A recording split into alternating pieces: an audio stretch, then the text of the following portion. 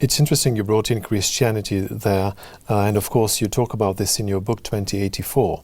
Now, in terms of ethics, John, can we have a robust ethics of AI outside of the idea of God? Well, I would actually challenge the idea of having any real ethics at all outside the idea of God. One of the writers that has influenced me to a certain extent, I spent a lot of time in Russia, is Fyodor Dostoevsky. And in his famous novel, The Brothers Karamazov, he has this famous statement, Если Бога нет, то и всё позволено. If God does not exist, then everything is permissible. Now, of course, he didn't mean that atheists can't behave. Of course they can. From where I sit as a Christian, every man and woman, whether they believe in God or not, is a moral being.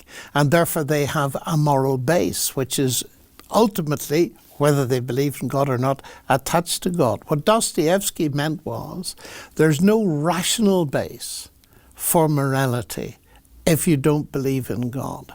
Now that brings us directly back to Nietzsche, I think, who hugely influential, I think, stands behind all this, because he was a serious atheist.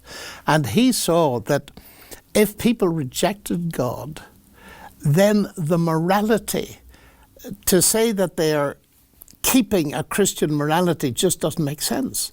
Because once you kill God, in the end you kill morality. And the more I read of that, the more sense that makes to me philosophically. And it's hugely important, but people cannot see it.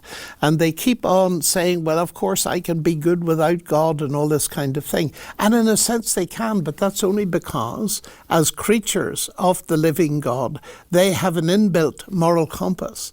But of course we can suppress that to such an extent and teach people that it doesn't exist until they begin to believe that. And then we see the world as it is today, where morality gets relativized.